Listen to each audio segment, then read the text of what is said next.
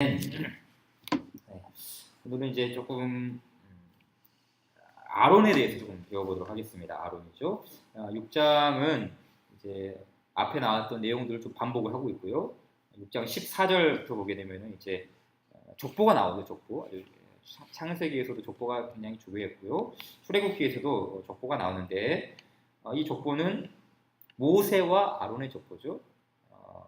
뜬금없이 이렇게 하나님께서 이스라엘 백성들을 출애굽시키겠다는 그런 말씀을 하시고 또 바로에게 보내고 여러 가지 일들을 이 모세와 아론에게 말씀하셨는데 중간에 아론의 족보가 나옵니다. 아론의 족보. 이 아론의 족보가 나오는 이유는 아론은 그냥 뭐 아론의 모세의 형으로서 끝나는 것이 아니라 아론은 나중에 출애굽한 이스라엘 백성들 가운데에 어떤 직분을 맡게 됩니까?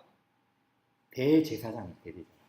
그러니까 단순히 이렇게 뭐 모세의 형으로서의 이치로 존재하는 게 아니라 하나님의 일꾼으로서 이 아론이 존재를 하는 것이죠. 그래서 오늘 말씀도 보게 되면은 아까 우리가 읽었던 26절을 보세요. 26절 보게 되면은 이스라엘 자손을 그들의 군대대로 애굽 땅에서 인도하라 하신 여호와의 명령을 받은 자는 이 아론과 모세요라고 하죠. 아론이 먼저 나왔어요. 이번에 아론과 모세요. 성경에서 이렇게 이름이 나올 때 순서는 앞에 나온 순서 중요한 거예요. 앞에 나온 순서가. 근데 27절 보세요. 27절 순서 바뀌었어요. 애굽 왕 바로에게 이스라엘 자손을 애굽에서 내보내라 말한 사람도 이 모세와 아론이었더라. 그러니까 누가 더 이게 높고 낮은 이게 경중이 아니에요. 모세도 중요하고 아론도 중요한 것이죠. 또 아론도 중요하고 그렇다고 모세는 안 중요한 거 아니에요. 다 중요하다는 것이죠. 그래서 참 이 아론에 대해서 우리는 모세에 대해서는 잘 알지만 아론에 대해서는 조금 이렇게 부족한 부분이 많죠. 그래서 오늘은 좀 이 아론이 좀 어떤 사람인지 그 부분에 대해서 조금 더 우리가 집중적으로 한번 살펴보도록 하겠습니다. 자, 여러분 아론이 아론이 이 성경 속에 이렇게 나타나게 된 계기가 있죠. 자, 읽지는 않았지만 6장 12절에 있는 말씀 보게 되면은 우리 같이 한번 읽어볼까요? 6장 12절 시작. 모세가 여호와 앞에 아뢰어 이르되 이스라엘 자손도 내 말을 듣지 아니하였거든 바로가 어찌 들으리이까 나는 입이 둔한 자니이다 말하죠. 하나님께서 모세에게 너 바로 왕 앞으로 가서 내 백성을 이끌어내라 명령하셨어요. 말씀하셨어요. 하지만 모세에게는 크나큰 장벽이 있었어요. 보니까 이스라엘 자손도 내 말을 듣지 아니한다. 그렇죠. 같은 동족인 이스라엘 백성들의 자손도 야 너희들 하나님 여호와께서 너희들을 이 이집트 땅에서 인도해내겠대. 하지만 이스라엘 백성들은 콧방귀를 뀌죠. 무슨 소리냐? 어떻게 우리가 저 전능하신 바로 황제 아래에서 벗어날 수 있단 말이냐. 우리는 죽었다 깨어나도 벗어날 수 없어. 우리는 그냥 노예로서 평생을 살다가 죽을 거야. 모세를 믿지 않는 것이고 더 나아가 모세를 보낸 하나님도 믿지 않는 것이죠. 그러니까 이 모세가 당황스럽죠. 하나님께 가서 하나님 이스라엘 백성들도 지금 내 말을 듣지 않는데 어떻게 저 바로 왕이 내 말을 들을 수 있을까요? 더군다나 나는 입이 둔한 자입니다 라고 말합니다. 입이 둔한 자입니다. 이 표현은 말을 잘하지 못한다는 그런 의미죠. 히브리 말로는 알랄이라고 표현했는데 이 말이 어떤 말이냐면 입이 할례를 받지 못했다는 뜻이에요. 입이 할례를 받아야 되는데 입이 할례 받지 못했다. 그래서 어떤 의미가 있냐면 부정한 입술을 가진 사람입니다. 부정한 입술. 우리가 성경 속에서도 나는 부정한 입술이라고 고백했던 사람이 있죠? 누구죠? 이사야 선지자 이사야. 나는 입술이 부정한 사람이요 라고 고백하면서 선지자임에도 불구하고 내 입술에 부정함이 있다 이렇게 고백했던 것이죠. 모세 역시 자신을 부정한 사람, 입술이 부정하고 말도 못하는 그런 사람이다. 그래서 하나님께서 누구를 보내십니까? 아론 보내시죠. 그래서 이 아론에 대해서 어떻게 설명하는가 한 장 넘겨서 7장 1절 보세요. 7장 1절 같이 한번 읽어볼까요? 7장 1절 시작. 여호와께서 모세에게 이르시되 볼지어다 내가 너를 바로에게 신같이 되게 하였은즉 내 형 아론을 내 대언자가 되리니. 그렇죠? 네 형 아론은 너의 대언자가 될 것이다 라고 말합니다. 대신 말을 전해주는 사람, 대언자. 그러면 대언자라는 말을 들으면 어떤 이미지가 떠오릅니까? 우리 청와대에서 대통령의 말을 대신 전해주는 사람 뭐라고 그러죠? 대변인이죠. 그러니까 모세의 대변인이 아론. 물론 그렇게 생각할 수 있지만 히브리 말에는 이게 조금 달라요. 이 대언자가 뭐라고 쓰였냐면 선지자예요, 선지자. 아론은 선지자다. 그럼 선지자가 어떤 사람들입니까? 하나님의 말씀을 맡은 사람이라는 것이죠.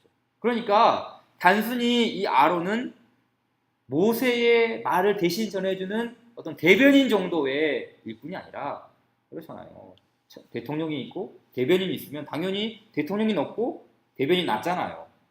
대통령이 대변인을 임명하는 것이니까. 그런데 이 아론은 모세가 임명한 사람이 아니에요. 아론은 하나님이 보내신 사람이잖아요. 그래서 단순한 모세의 대변인이 아니라 하나님의 선지자로서 이렇게 이 아론을 등용시킨 것이죠.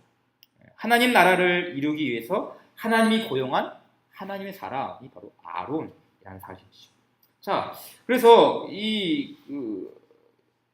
참 하나님께서 이 아론을 보낸 목적이 무엇인가 보여주고 있는데, 먼저는 하나님께서 왜 모세에게 아론을 붙여주신가? 다른 게 아닙니다. 가장 중요한 것은 동역의 원리. 하나님의 나라는 사람을 통해서 쓰임받고 사람을 통해서 그 나라를 왕성하게 세워가시지만 한 사람을 통해서 하시지 않죠. 하나님은 여러 사람을 통해서, 여러 사람들의 이 동역을 통해서 주님의 나라를 함께 세워가십니다. 하나님은 혼자서도 얼마든지 하나님의 나라를 세워가실 수 있고요. 또 한 사람에게 큰 능력을 보여가지고, 그렇죠? 모세 한 사람에게 엄청난 능력을 보여서 모세 한 사람이 일당 100, 아니 일당 1000, 모세 한 사람에게 큰 능력을 부어서 그렇게 할 수도 있습니다. 그런데 하나님은 그렇게 하지 않으셨어요. 부족하면 부족한 대로. 대신 그 부족함을 다른 사람을 통해서 채우시고 또 다른 사람을 채워서, 그래서 하나님의 나라를 세워가는 그런 일들을 하나님께서 이루어 가시죠. 왜 그렇죠? 만약 하나님이 어떤 한 사람에게만 엄청난 큰 능력을 부어서 그렇게 큰 일을 행하게 하신다면 그 사람은 하나님과 같은 동등한 위치에 올라가게 되거든요. 교만하게 되고, 좀 성경 속의 주인공이 되어버리는 그런 위치에 차지하기 때문이죠. 그래서 하나님께서는 부족함은 부족한 대로 이렇게 좀 이 동역의 원리를 통해서 하나님 나라를 세워가게 하시죠. 우리가 나중에도 보겠지만 출애굽기 17장을 보게 되면은 출애굽한 이스라엘 백성들이 아말렉과 전투를 벌이게 됩니다. 근데 그 전투가 희한해요. 어떤 전투냐면은 그때 이제 여호수아는 아주 젊었죠. 여호수아가 이제 젊은 청년들을 이끌고 가서 전투에 직접 칼을 휘두르며 참여를 합니다. 하지만 나이가 많은 모세는 하나님의 지팡이를 들고 산 꼭 높은 곳으로 올라가요. 그래서 손을 들고 열심히 기도합니다. 근데 이렇게 기도하는데 손을 들고 기도하면은 이스라엘이 막 진격을 하는 거예요. 이스라엘이 이제 이겨나가는 것이죠. 근데 모세의 손이 스르륵 내려가면은 아말렉이 반격을 합니다.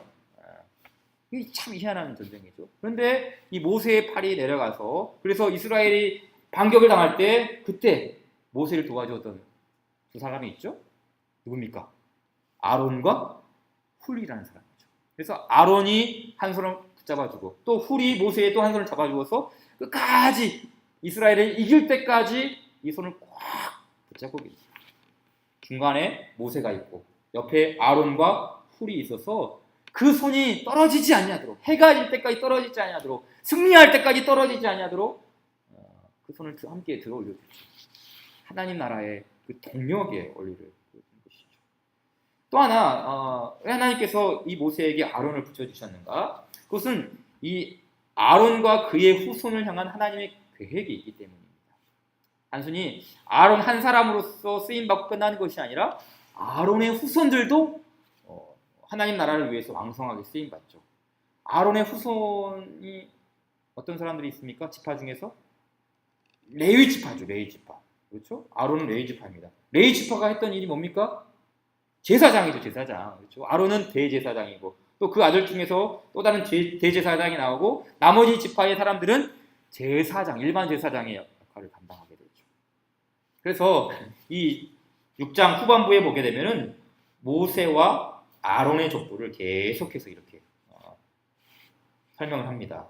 이 6장 25절 보십시오. 6장 25절 한번 같이 읽을까요? 시작.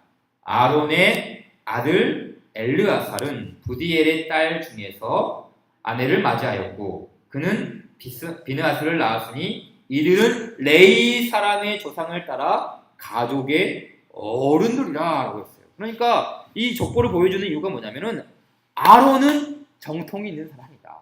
이 아론은 그냥 순식간에 어디서 나온 사람이 아니라 이 아론은 하나님께서 세우시고 하나님께서 보여주신 대제사장과 그리고 그 후손들은 레위 일반 제사장들이다. 이걸 보여주는 것이죠. 이렇게 하나님의 계획 가운데 아론이 하나님 나라의 일꾼으로 등용이 됐어요. 저는 이제 이 아론을 생각할 때마다 떠오르는 질문이 있어요. 첫 번째는 질문이 뭐냐면 하나님께서 나에게 아론과 같이 붙여주신 사람이 있는가? 하나님이 하나님의 일을 할 수 있도록 내 옆에 아론 같은 사람을 붙여준 것이 있는가? 나를 도와주는 사람이 있는가? 내가 공경에 빠졌을 때 내 대변인이 되어줄 수 있는 그런 사람이 있는가? 나 자신을 모세의 입장에서 생각하는 것이죠. 모세의 입장에는 그렇잖아요. 나는 이미 둔한 자니이다. 나 혼자서 못 가요. 그런데 하나님께서 걱정 마라. 네 형 아론이 있지 않냐? 아론을 붙여주셨잖아요. 하나님께서 내게 아론 같은 사람을 붙여주셨는가? 항상 생각을 하죠. 여러분 우리가 인생을 살면서 가장 좋은 것은 만남의 축복입니다. 만남의 축복. 여러분 저는 우리 성도들 위해서 기도할 때도 그렇고 우리 자녀들 위해서도 기도할 때도 마찬가지인데요. 우리 모두에게 정말 신앙 안에서 아름다운 만남의 축복이 임하기를 원합니다. 만남이 아주 중요하거든요. 만남을 통해서 우리의 삶이 달라지기도 하고 다른 만남의 이런 은혜를 통해서 참으로 많은 우리가 주님의 은택을 누리게 되는 것이죠. 그만큼 만남은 중요합니다.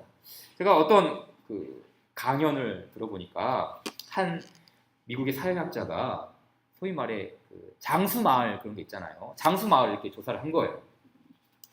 평균적으로 보면 그렇죠. 어느 나라가 됐든지 간에 여자가 더 오래 삽니까? 남성이 더 오래 삽니까? 그렇죠. 여자가 더 오래 삽니다. 여자가 더 오래 삽니다. 몇 년 더 오래 사는지 아세요? 평균적으로? 한 남자보다 6년에서 8년 정도. 평균적으로 진짜 6년에서 8년. 아내가 저보다 5살이니까는 모르겠어요. 비슷하게 갈지도 모르겠는데 이렇게 남자가 6년에서 8년 정도가 이렇게 더 빨리 죽는데요.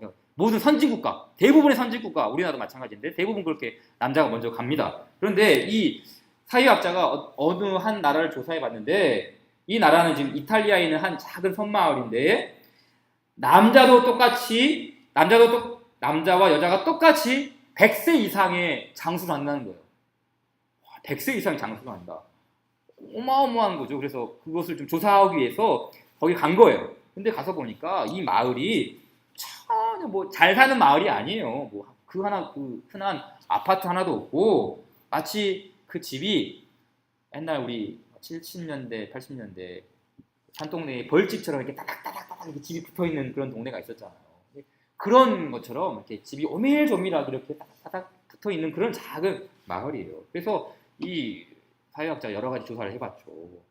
환경이 좋아서, 공기가 좋아서 장수를 한 것인지, 아니면 유전적인 어떤 요인 때문에 장수를 한 것인지, 혹은 음식 때문인지, 아니면 그들의 어떤 성격 때문인지 다 조사를 해봤는데 결과는 딱 하나였어요. 이게 뭔지 아세요? 바로 관계입니다. 관계.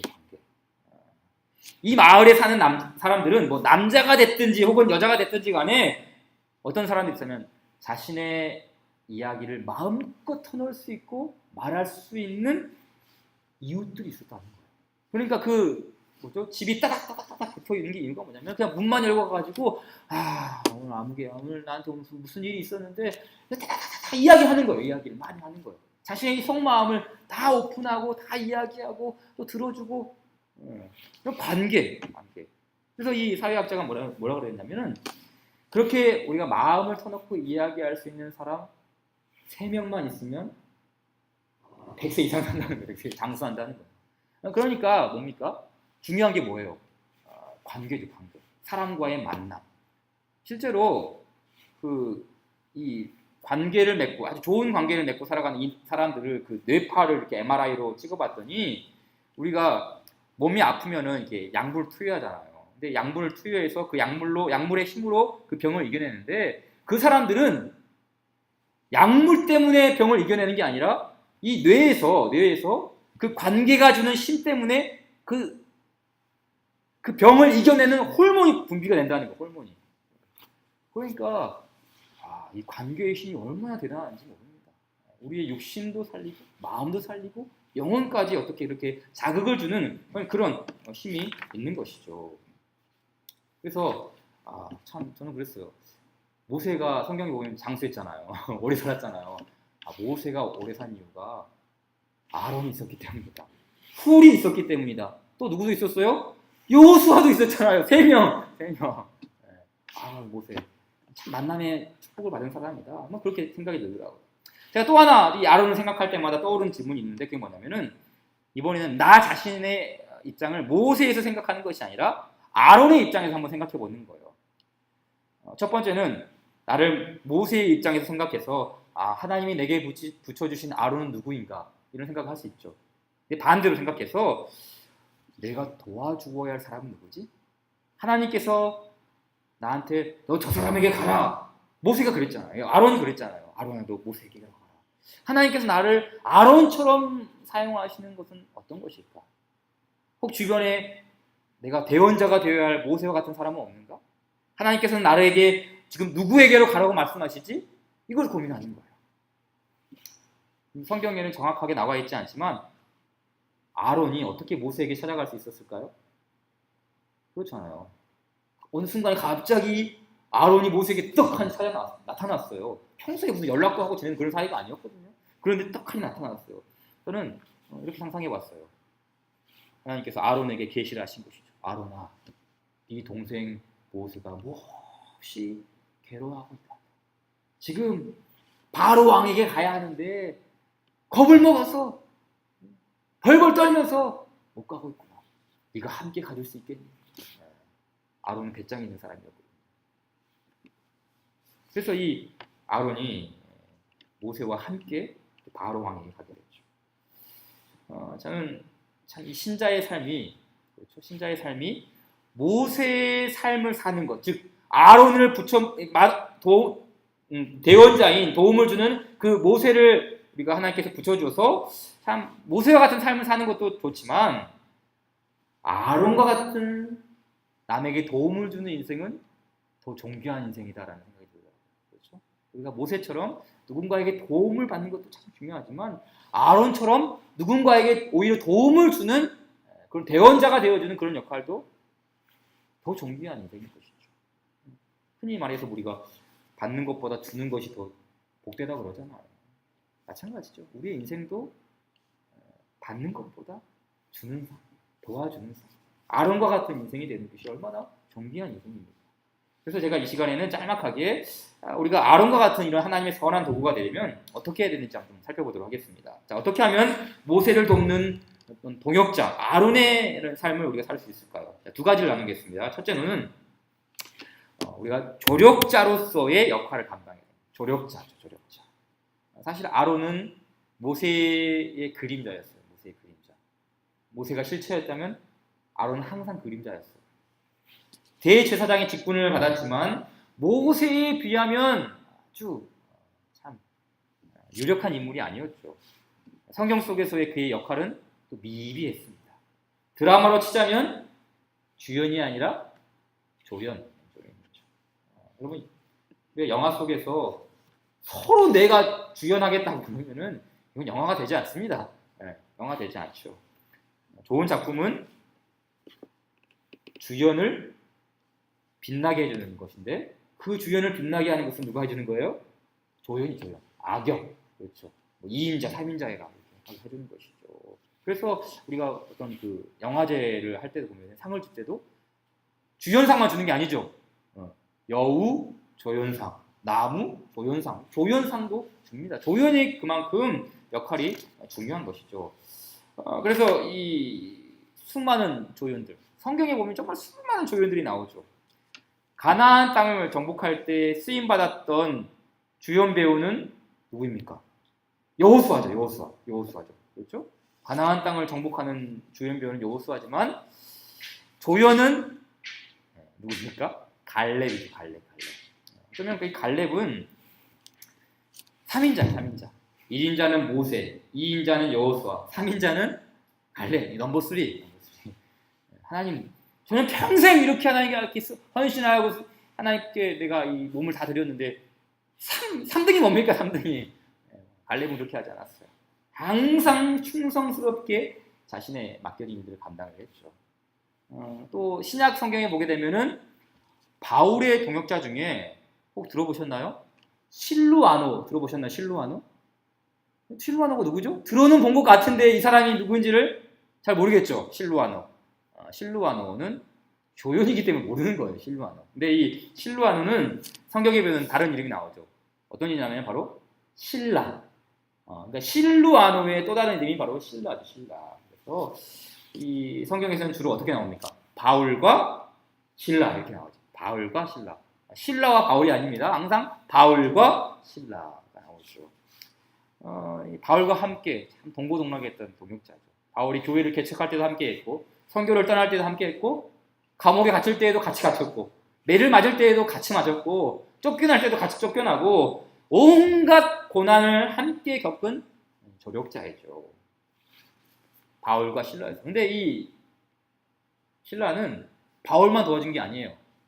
베드로도 도와준 적이 있어요. 베드로. 이 말씀 보게 될까요? 베드로 전설을 보게 되면은 이런 말이 나옵니다. 내가 신실한 형제로 아는 신라를 말하죠. 실루아노로 말미암아 너희에게 간단히 써서 권하고라는 말입니다. 이 말은 무슨 말이냐면 베드로가 베드로 전설을 기록하긴 했지만 직접 손으로 글씨로 이렇게 쓴 사람은 누구라는 거예요?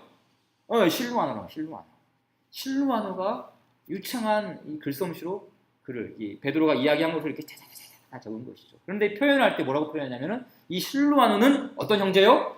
신실한 형제이다. 신실한 형제이다. 바울에게도 신실했고, 베드로에게도 신실했고, 더 나아가 우리 주 예수 그리스도께 얼마나 신실한 형제인지 모릅니다. 비록 그는 뭐 자기의 이름이 있는 성경 한 권 쓴 사람도 아닙니다. 그렇죠? 베드로 전서 쓰고 사도 바울도 얼마나 많은 성경을 썼습니까? 근데 실루아노는 성경 쓴 게 없어요. 그냥 대피만 한 것이죠. 그럼에도 불구하고 자신의 역할을 아주 충성스럽게 2인자로서 3인자로서 그 역할을 감당한 것입니다. 비록 그 역할은 조연급에 불과했지만 그의 신앙과 그의 인격과 그의 모든 삶은 하나님 나라를 위한 주연급의 섬김이었던 거예요. 주연급의 섬김이었죠. 마찬가지입니다. 우리 모두는 하나님 나라의 드라마의 배우로 캐스팅되었어요. 저뿐만 아니라 여러분도 다 하나님 나라의 배우예요. 캐스팅되었어요. 근데 역할이 다르죠. 제 역할이 다르고 여러분의 역할이 다르고 집사님의 역할이 다르고 권사님의 역할이 다르고 다 다릅니다.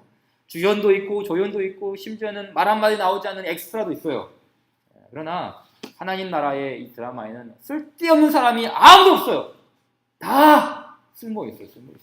다 쓸모있어요. 여러분 한 사람이 없잖아요.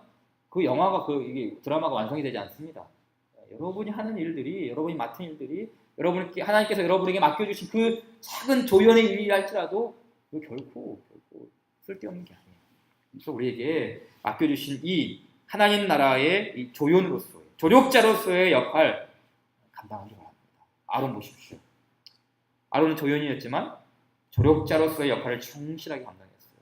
나중에 또 중간중간 실수도 많이 해요. 아까 나중에 보겠지만 금송아지도 만들기도 하고 하나님 배역하기도 하고 여러 가지 실수도 범하긴 하지만 그래도 끝까지 하나님께서 그를 붙잡아 주셔서 하나님 나라의 일꾼으로 또 모세를 돕는 동역자로서의 역할을 잘 감당하게 됩니다.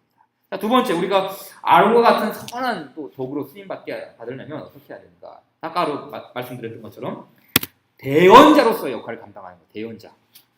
자, 앞서 말했듯이 아론은 모세의 대언자입니다.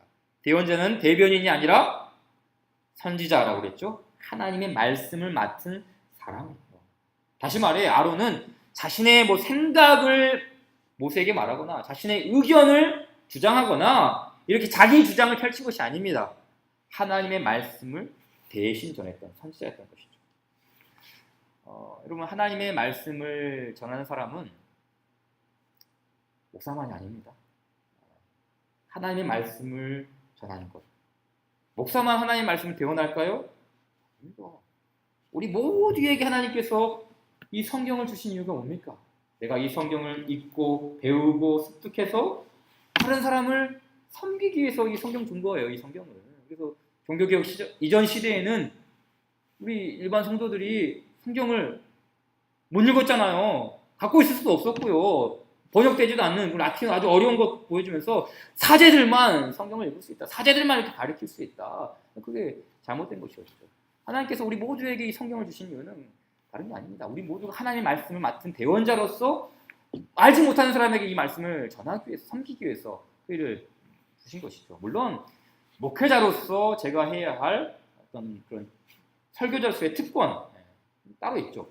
하지만 우리가 다양하게, 저는 설교단에서 말씀을 전하지만 여러분은 어떻습니까? 어떤 소그룹 성경 공부 인도자로서, 혹은 멘토로서, 혹은 구역장으로서, 혹은 내가 사람들 앞에서 간증하는 그런 모습으로서 하나님의 말씀을 함께 나눌 수 있는 것이죠. 물론 그것이 하나님의 말씀이 되기 위해서는 성경에 근거한 말씀을 우리가 함께 나누는 것이죠. 그래서 우리가 이 말씀을 맡은 것, 함께 이 성경 말씀을 다른 사람에게 전해주는 것도 굉장히 중요합니다. 제가 어떤 목사님의 이야기를 들었는데요. 섬기는 교회에서 이렇게 구역이 이렇게 있지 않습니까? 근데 그 구역 안에 새로 성도가 이렇게 들어와서 이렇게 구역으로 편입이 되었는데, 그 성도에게 말할 수 없는 그런 아픔과 상처가 있었어요. 그게 뭐냐면 얼마 전에 친정 어머니께서 돌아가셨는데 어머님이 자살을 해서 이렇게 돌아가신 거예요. 엄청난 큰 충격이죠. 말할 수 없는 아픔이고 그 누구에게도 이걸 꺼낼 수가 없는 큰 상처였죠. 신앙생활도 제대로 할 수 있었겠어요. 어머님이 자살을 하셨는데 엄마가. 그런데 이제 그 구역을 섬기는 순장님이 그 성도분한테 무슨 일이 있냐, 어떻게 된 거냐, 안색이 좋지 않다, 자꾸 이렇게 그 한 영혼을 품고 그 진한 관심을 쏟아부은 거예요. 결국 이렇게 여러 차례 소그룹 모임이 되고 이렇게 오픈하지 않고 말하지 않았던 그분이 어느 날 갑자기 그 모임 시간에 자신이 겪었던 그 엄마가 자살했던 내용을 오픈을 하게 된 거예요. 어떤 반응이 나왔을까요? 함께 모였던 사람들이. 아니, 자살이 얼마나 큰 죄인데 당신 엄마는 천국 안 갔을 거야. 당신도 조심해. 자살 마귀가 당신과 당신 가족들을 괴롭힐 수도 있어. 깨어있어야 돼. 이렇게 험난한 말을 쏟아부은 것이 아니라 모든 이 구역의 식구들이 그 한 영혼을 위해서 위로해주고 격려해주고 얼마나 힘들었나, 얼마나 마음 아팠나, 그동안 고생 많았나, 손을 꽉 잡아주면서 눈물로 기도하고 격려해주고 극진한 사랑을 이 한 영혼에게 쏟아부은 거예요. 저는 생각해보세요. 참 누구에게도 말할 수 없었던 그 어쩌면 수치스러운 그 일을 말함으로써 또 그 성도님들이 그 한 사람을 격려해주고 감싸 안아주면서 이분이 얼마나 큰 힘이 되었는지 생각해보세요, 여러분. 우리 주변에 아론과 같은 한 사람만 있어도 큰 힘이 되는데 그 구역의 여러 식구들이 이 한 사람을 위해서 기도해주고 격려해주고 문자 메시지 보내주고 걱정하지 마, 오늘 또 내가 기도할게, 새벽마다 기도하고 있어, 이런 거 받으면은 얼마나 힘이 나겠습니까? 그 영혼의 치유가 일어난 것이죠. 비록 어떤 목사님을 통해서 큰 은혜를 받고 설교자처럼 힘 있는 말씀을 그 성도님들이 전한 것은 아니지만 그 구역의 식구들도 동일하게 하나님 말씀을 전한 것이죠. 대언자의 역할을 감당한 거예요. 하나님의 말씀을 대신 기도로서 대언해주고 격려로서 대언해주고 말씀으로서 대원해 주면서 하나님의 말씀을 맡은 대원자로서의 역할을 이 성도들도 함께 감당을 해주는 것이죠. 여러분, 아까 우리가 봤던 바울과 실라, 이 동역자, 바울의 동역자도 실라에 대해서 사도행전 말씀 보니까 어떻게 말했냐면 이렇게 나왔더라고요. 유다와 실라도 선지자라. 이 유다는 가룟 유다가 아니라 또 다른 동명이 유다인데 이 실라도 선지자. 아론이 뭐였다고요? 선지자. 그런데 이 선지자가 했던 말이 뭐라고요? 여러 말로 형제를 권면하여 굳게 하고, 이 말을 세번역 성경에서는 이렇게 표현했어요. 유다와 실라도 애원자이므로 여러 말로 신도들을 격려하고 굳세게 하여 주었다. 이게 선지자, 하나님의 말씀을 맡은 역할이죠. 여러 말로 신도들을 격려하고 굳세게 하여 주었다. 무슨 큰 설교한 게 아니라 작은 말 한마디, 작은 기도하겠다는 그 말씀 한마디, 격려의 그 작은 어느 한마디가 성도들을 굳세게 하는 말씀을 대원하는 역할을 감당했다는 것이죠. 여러분, 우리에게도 하나님께서 말씀을 저와 여러분에게 주셨습니다. 그 말씀을 우리만 갖고 있는 것이 아니라 대원자로서의 역할을 감당하는 우리가 되기를 바랍니다. 나에게는 왜 아론과 같은 사람이 없는가? 우리 교회는 왜 신라와 같은 사람이 없는가? 이것만 불평하지 말고 내가 직접, 나 자신이 직접 아론이 되는 거예요. 나 자신이 직접 신라가 되는 것이죠. 내가 하면 되잖아요. 대원자의 역할을 감당, 조력자의 역할을 감당하는 우리가 되는 것이죠. 자, 마지막으로 또 하나 뭐냐면은 우리가 이렇게 조력자와 대원자의 삶을 살게 하는 근거가 있습니다. 그렇잖아요, 여러분. 우리가 무조건 사람을 돕는 사실은 동역자만은 아닙니다. 왜냐하면 인간의 마음은 부패하여서 평생 남 돕는 일에만 쓰임 받다가 끝나는 사람이 있을까요? 사실은 불가능합니다. 왜냐하면 사람 때문에 시험 드는 일이 있거든요. 사람 때문에. 내가 아론의 역할을 감당하다가, 내가 신라의 역할을 감당하다가 오히려 그 사람들 때문에 시험 들고 마음이 상하고 그래서 그걸 포기해버리는 그런 일도 비일비재하게 일어나는 게 있습니다. 그래서 여러분, 우리가 하나님의 조력자로서 또 하나님의 대원자로서 살 수 있는 힘의 원천이 있습니다. 어떻게 우리가 그 일을 감당할 수 있을까요? 그것은 다른 게 아니에요. 우리의 조력자가 되시고 우리의 대원자가 되시는 예수 그리스도를 의지하는 것입니다. 예수 그리스도. 그렇잖아요, 여러분. 예수님만큼 우리를 도와주시는 분이 어디 있습니까? 예수님만큼 우리를 위해서 대원하시는 분이 어디 있어요? 요한일서 1장 21절 말씀 보십시오. 나의 자녀들아, 내가 이것을 너희에게 쓰면 너희로 죄를 범하지 않게 하려 함이라. 만일 누가 죄를 범하여도 아버지 앞에서 우리에게 대언자가 있으니 곧 의로우신 예수 그리스도시라. 예수 그리스도가 우리의 진정한 대언자입니다. 예수 그리스도께서 우리의 진정한 조력자가 되어주십니다. 오히려 예수님께서 우리 곁에 서서 우리를 도와주시고 우리에게 힘을 주시고 우리를 위해 위로하시고 우리의 격려의 말을 함께 하심으로써 우리를 더 굳세게, 더 굳건하게 우리를 세워나가는 것이죠. 그래서 아론은 한 번뿐인 대원자로, 한 번뿐인 대제사장으로 모세를 도왔지만 예수님은 영원한 대원자요, 영원한 대제사장이십니다. 그래서 우리가 예수님의 도움을 받고 예수님을 믿고 다른 이들의 조력자가 될 수 있는 거예요. 그 예수님의 능력을 공급받아서, 예수님의 도움을 받아서 그 다른 사람도 돕는 것이죠. 우리를 도우시는 위로의 손길, 은혜의 공급, 회복의 능력을 통해 우리도 그 도움을 다른 이에게 전할 수 있습니다.